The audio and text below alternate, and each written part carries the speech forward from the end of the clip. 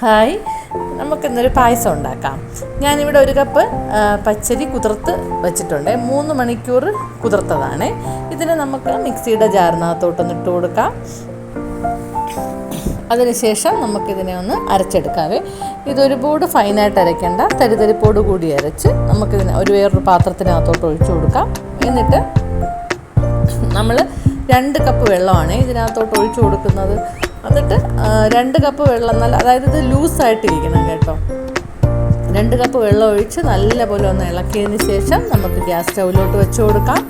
ഞാനിത് ഫേസ്ബുക്കിൽ ഒരാൾ കണ്ടിട്ടാണ് ഉണ്ടാക്കുന്നത്. ഇതിൻ്റെ പേര് വളരെ ഇൻട്രസ്റ്റിംഗ് ആയിട്ട് തോന്നി. മാക്രി പായസം എന്നാണ് അവർ പറഞ്ഞത്.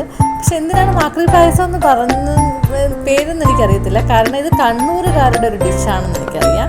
പക്ഷെ അസാധ്യ ടേസ്റ്റ് ആയിരുന്നു കേട്ടോ. ഞാൻ ഈ പേര് കണ്ടിട്ടൊന്ന് ഉണ്ടാക്കി നോക്കിയതാണ്. പക്ഷേ എല്ലാവർക്കും ഇഷ്ടപ്പെടുന്ന നല്ലൊരു ടേസ്റ്റാണ്.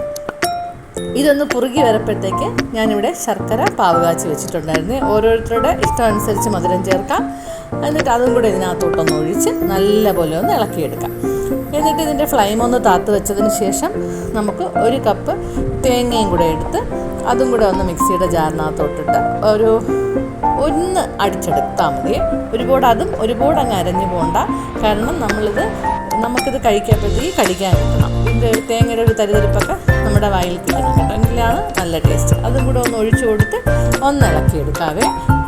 തേങ്ങ ഒഴിച്ചതിന് ശേഷം ഒരുപാട് അങ്ങ് തിളയ്ക്കണ്ട. ഒന്ന് ചൂടായതിന് ശേഷം നമുക്ക് ഇതിനകത്തോട്ട് ആവശ്യത്തിന് ഏലക്കാപ്പൊടിയും കൂടെ ചേർത്ത് കൊടുക്കാവേ. ഏലക്കാപ്പൊടിയും കൂടെ ചേർത്ത് ഇതിനെ നല്ലപോലെ ഒന്ന് ഇളക്കിയെടുക്കാം. എന്നിട്ട് 2 സ്പൂൺ നെയ്യും കൂടെ ഒഴിച്ചു കൊടുക്കാമേ. 2 സ്പൂൺ നെയ്യും കൂടെ ഒഴിച്ച് അത് വേണമെങ്കിൽ തീ ഓഫ് ചെയ്തിട്ട് ഒഴിച്ചാലും മതി കേട്ടോ. 2 സ്പൂൺ നെയ്യും കൂടെ ഒഴിച്ച് ഇളക്കിയെടുത്ത് നമുക്കിത് ഗ്യാസ് സ്റ്റവ് ഓഫ് ചെയ്ത് വയ്ക്കാം. എല്ലാവരും ട്രൈ ചെയ്ത് നോക്കണേ, നല്ല ടേസ്റ്റാണ്. ഇവിടെ എല്ലാവർക്കും വളരെയധികം ഇഷ്ടപ്പെട്ടു കേട്ടോ. ഞാനിത് ഒന്ന് ഉണ്ടാക്കി നോക്കിയതാണ്. പക്ഷേ ഇത്ര നല്ല ടേസ്റ്റ് ആയിരിക്കുമെന്ന് ഞാൻ പ്രതീക്ഷിച്ചില്ല. അടിപൊളിയാണ്. എല്ലാവരും ട്രൈ ചെയ്യുക. അപ്പോൾ എൻ്റെ ചാനൽ എല്ലാവരും ഫോളോ ചെയ്യണം, ലൈക്ക് ചെയ്യണം, ഷെയർ ചെയ്യണം. അപ്പോൾ നമുക്ക് വേറൊരു വീഡിയോയുമായി വേറൊരു ദിവസം കാണാം. Thank you.